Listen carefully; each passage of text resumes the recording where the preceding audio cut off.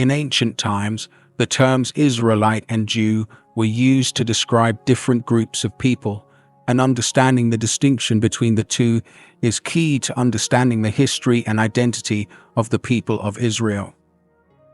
At the heart of the confusion is the fact that, in the early biblical period, everyone who was descended from Jacob, whose name was later changed to Israel, was called an Israelite. Jacob had 12 sons, and each of them became the head of one of the 12 tribes of Israel. This tribal identity was the defining feature of the Israelites, people who shared a common ancestor in Israel and were bound together by a covenant with God. They were all Israelites, regardless of which tribe they came from, and this name was used to refer to all the descendants of Jacob. However, the term Jew didn't exist in the same way during the time of the 12 tribes. The word Jew first emerged much later, during a period when the Israelites were divided into two separate kingdoms after the reign of King Solomon. The northern kingdom, called Israel, included 10 of the 12 tribes, while the southern kingdom, known as Judah, was made up of the tribes of Judah and Benjamin. This division marked the beginning of a significant shift in the identity of the people. Over time, the term Jew began to specifically refer to those people from the tribe of Judah, which came to dominate the southern kingdom. As the kingdom of Israel, the northern kingdom, was conquered by the Assyrians in 722 BC, the 10 northern tribes were exiled and scattered across the Assyrian Empire. These tribes gradually lost their distinct identity and became assimilated into other cultures, eventually disappearing from historical records as the lost 10 tribes. On the other hand, the people of Judah, who continued to live in the southern kingdom, kept their identity alive, even after they were exiled to Babylon in 586 BC. It was during this time in exile that the term Jew began to gain greater significance, as the people of Judah not only survived the destruction of their kingdom, but also kept their religious practices and covenant with God intact. The people of Judah in Babylon had to adapt without a physical homeland or central temple, but they preserved their faith by focusing on the Torah and the teachings of their prophets. By the time the Persians allowed them to return to Jerusalem and rebuild the temple in the 5th century BC, the term Jew was fully established as a name for those who maintained the covenant and religious practices of the people of Judah. This distinction between Israelite and Jew is essential to understanding the evolution of the Jewish people and their unique identity throughout history. While all Jews are Israelites, not all Israelites were Jews, as the term Jew came to specifically refer to those from the kingdom of Judah and their descendants. The story of the Israelites begins with Abraham, often called the father of faith. God made a profound promise to Abraham that he would become the father of many nations, and that his descendants would be as numerous as the stars in the sky.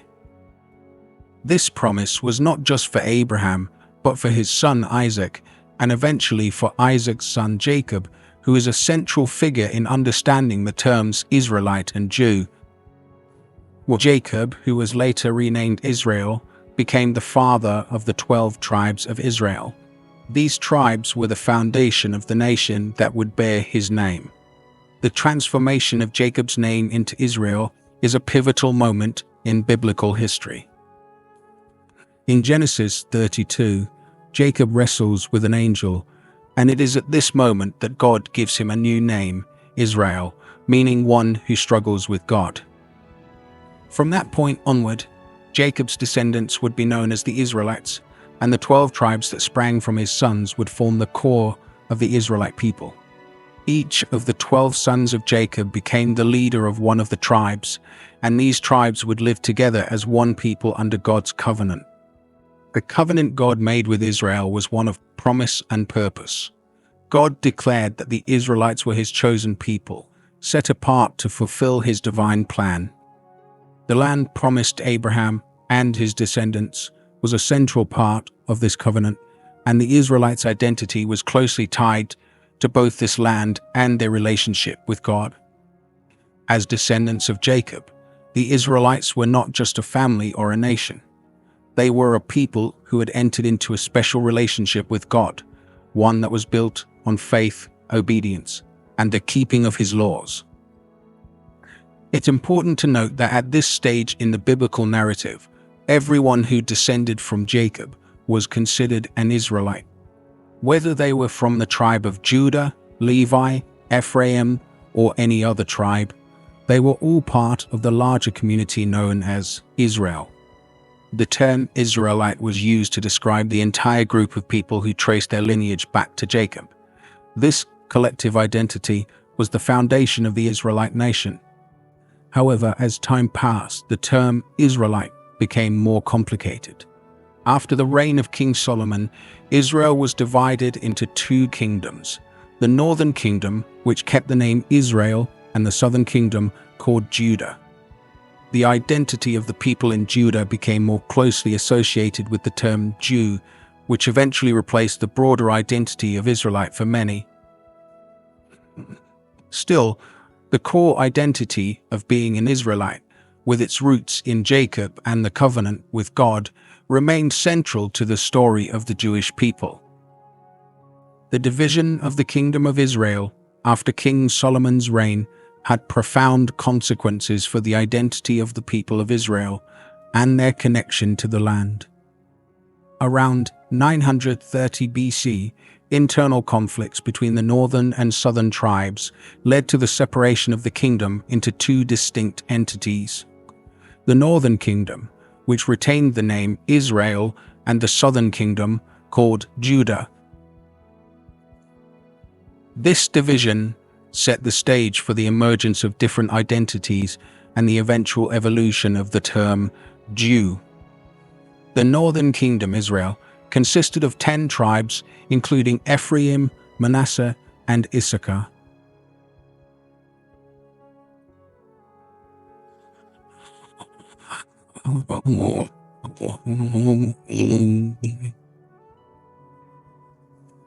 On the other hand, the southern kingdom, Judah, was smaller, consisting of the tribes of Judah and Benjamin. Jerusalem became the capital of Judah, and it was here that the temple stood, which played a central role in the religious life of the people. Over time, the people of Judah began to identify more closely with their tribe and territory, and the term Jew began to emerge specifically to describe those from the tribe of Judah. This shift in identity became more pronounced after the Assyrian conquest of the northern kingdom in 722 BC. The 10 tribes of Israel were exiled and scattered throughout the Assyrian Empire, and over time they lost their distinct identity. They became assimilated into surrounding cultures, and their original tribal connections were eventually forgotten.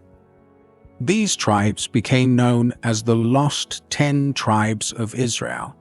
The southern kingdom, Judah, however, survived longer. Even after facing their own challenges, including the destruction of the temple and exile to Babylon, the people of Judah maintained their cultural and religious practices. Their exile to Babylon in 586 BC marked a significant turning point for the people of Judah, who would later come to be known as Jews. During their time in Babylon, they were forced to adapt to a new way of life without their homeland and temple. Yet, they preserved their faith and identity through the study of the Torah and the observance of their religious customs. Synagogues became centers of communal worship, and the role of rabbis grew in importance. This period of exile and adaptation laid the foundation for what we now recognize as Judaism. The return from exile under Persian rule around 538 BC was crucial in cementing the identity of the people of Judah. They rebuilt the temple in Jerusalem, re-establishing their religious practices and affirming their covenant with God. By this time, the term Jew had fully replaced Israelite in referring to the people who had preserved their faith and practices through centuries of hardship and exile. This distinction between the northern tribes of Israel and the southern people of Judah had far-reaching effects on the development of Jewish identity and the understanding of the term Jew throughout history. The term Jew has an interesting evolution in its use throughout biblical history. Initially, the term Jew did not exist in the same way it does today. The people who are now referred to as Jews were originally called Israelites, and they were all considered part of the 12 tribes of Israel, descended from Jacob, whose name was changed to Israel.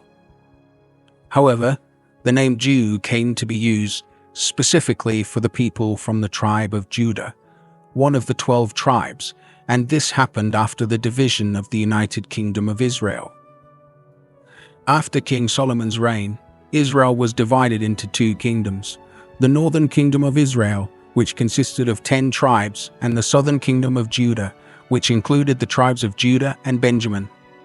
The northern kingdom was later conquered by the Assyrians in 722 BC, and the 10 tribes were exiled and scattered across the Assyrian Empire. These tribes eventually lost their distinct identity, blending into other cultures and becoming known as the Lost 10 Tribes of Israel. On the other hand, the southern kingdom of Judah, which held onto its tribal identity, became more strongly associated with the term Jew. The term Jew specifically referred to those people who were descendants of the tribe of Judah, but over time, it began to refer more broadly to all people from the southern kingdom of Judah. This shift in terminology was solidified during the Babylonian exile in 586 BC. When the Babylonians destroyed the temple in Jerusalem and exiled the people of Judah, they were forced to adapt to life without their central place of worship. During this time in exile, the people of Judah, who had come to be known as Jews, focused more on their religious identity. The Torah, Jewish laws, and customs became the foundation of their culture, and synagogues emerged as places where they could continue to worship and study even though they were no longer in their homeland. When the Jews returned to Jerusalem under the Persian Empire in 538 BC, the term Jew was fully established as the label for those who followed the religious practices and identity that had developed during the exile. The rebuilding of the temple in Jerusalem marked a renewed commitment to their covenant with God and a reinvigoration of their cultural and religious identity. From this point on, the term Jew came to represent not just the people from the tribe of Judah, but all those who maintained their faith in the God of Israel and the covenantal promises. The word Jew thus became a symbol of religious and cultural identity, transcending its original tribal connection and embracing a broader group of people united by their faith, regardless of their specific ancestry within the 12 tribes of Israel. Through these historical events, the term Jew evolved from a specific reference to the tribe of Judah into a broader identity that encompassed all those who adhered to the faith and practices that had survived throughout the challenges of exile and the rebuilding of the nation. The Babylonian exile in 586 BC was a crucial moment in the history of the Jewish people, shaping their identity in ways that would resonate for centuries. When the Babylonians destroyed the city of Jerusalem and its temple, the central place of worship and the heart of Jewish life, many people from the southern kingdom of Judah were taken into exile. This traumatic event marked a shift in how the Jewish people practiced their faith and understood their relationship with God. The loss of their homeland and the temple left them without a physical center of worship, but it also forced them to adapt and develop a new way of preserving their identity. In exile, the people from Judah, now widely referred to as Jews, had to rely on their religious practices and customs to maintain their distinct identity. Without a temple for sacrifices or a central place for worship, the focus shifted to the study of the Torah, the sacred laws given to Moses. This period of exile led to the development of synagogues, gathering places for communal worship, prayer, and learning. These synagogues became essential in helping the Jewish people stay connected to their faith and traditions, even while living far from their homeland. The role of religious leaders also became more prominent during this time. Without priests in the central temple, rabbis stepped into the leadership role, guiding the Jewish community in their observance of the laws and interpreting the Torah for their daily lives. This shift in religious leadership and practice marked the beginning of what we now recognize as Rabbinic Judaism, which focused more on the personal and communal observance of God's commandments rather than on the rituals centered in the temple. Through this adaptation, the Jewish people were able to preserve their faith, culture, and identity, even in a foreign land. The exile also led to a shift in the way the Jewish people understood their relationship with God. Previously, their identity had been closely tied to their land and their temple, but in Babylon, they came to realize that their connection to God was not dependent on having a physical place of worship. Instead, their covenant with God became rooted in the study of His laws, the observance of the Sabbath, and other rituals that could be practiced anywhere. This deepened their commitment to monotheism and solidified their identity as a people bound by the covenant, regardless of where they lived. The eventual return from exile, allowed by the Persian Empire in 538 BC, marked a new chapter for the Jewish people.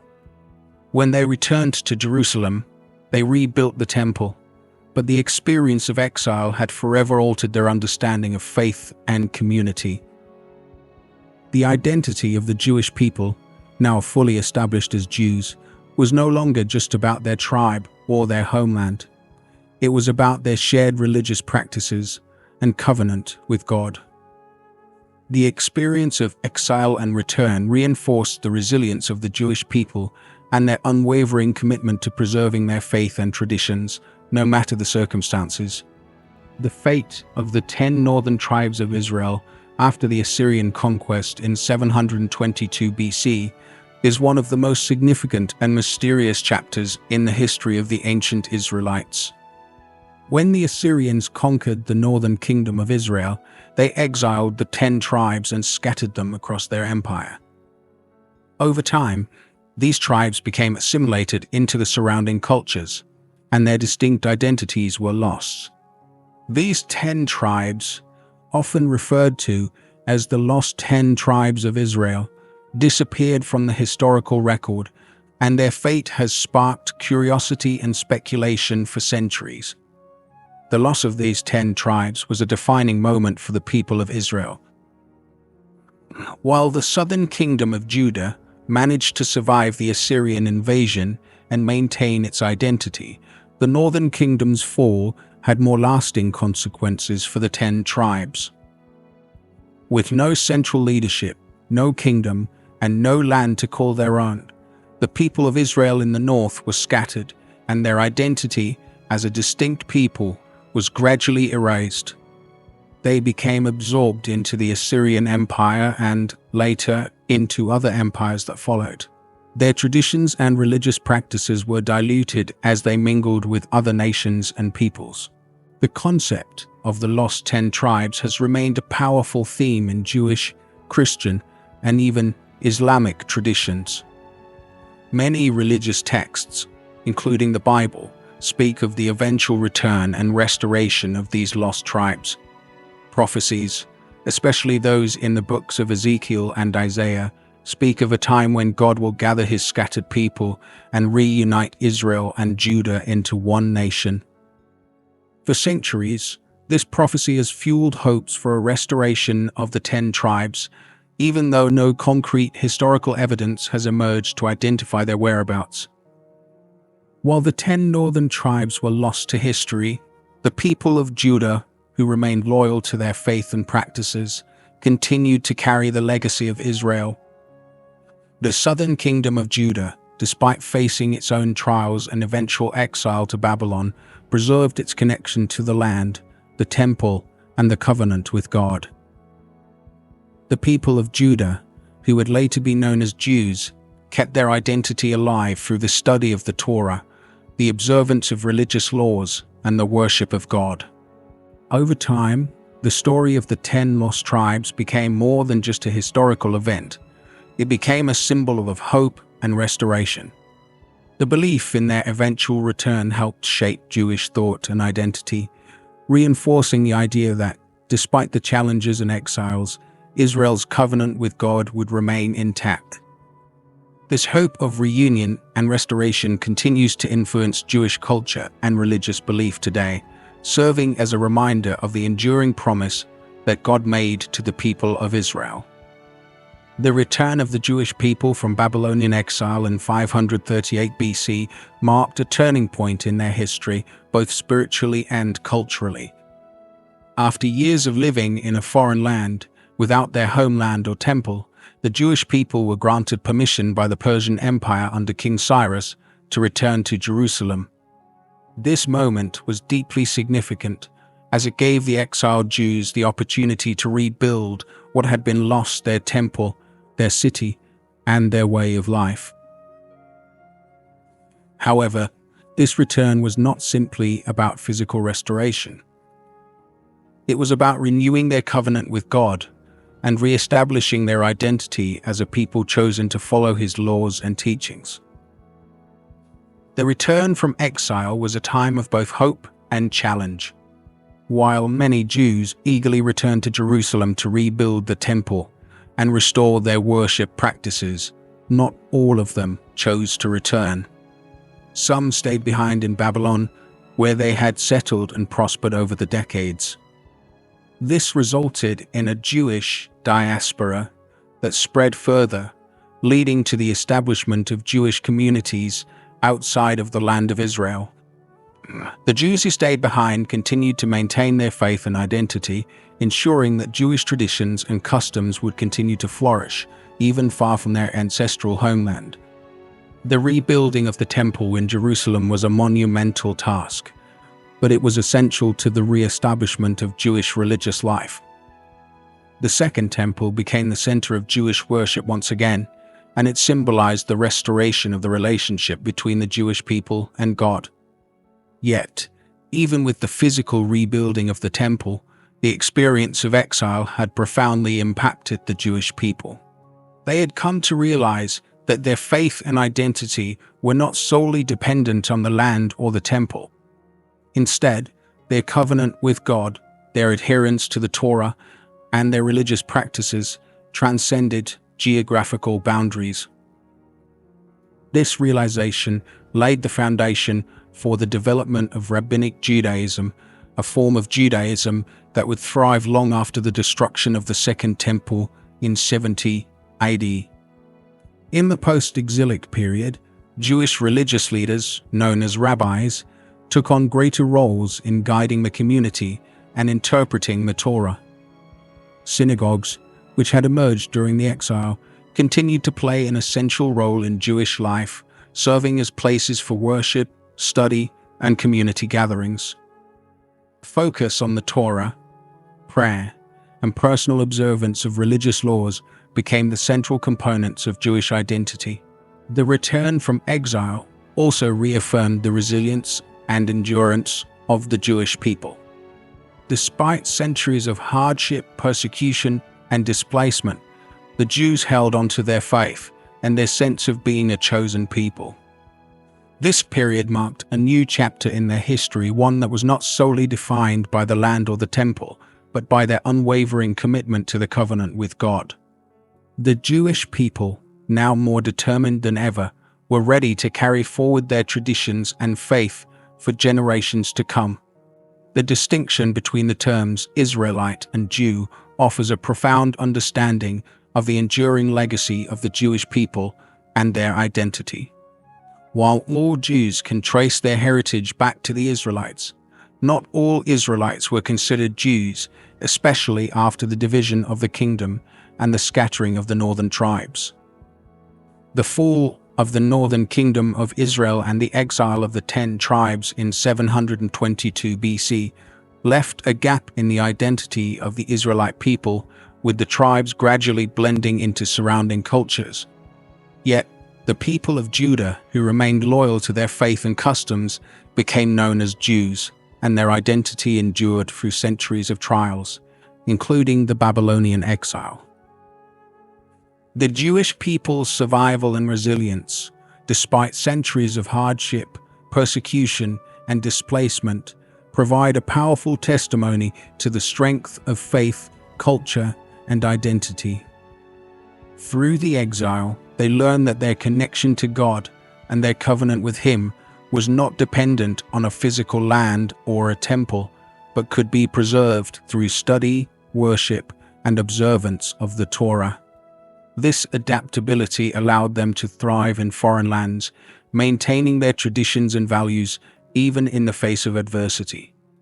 The eventual return to Jerusalem and the rebuilding of the temple were symbolic not only of physical restoration, but also of a renewed commitment to their spiritual and cultural heritage. In today's world, the story of the Israelites, the Jews, and their unbroken identity holds valuable lessons for all of us. It serves as a reminder that no matter the challenges we face, our identity, rooted in faith, values, and community, can be a source of strength.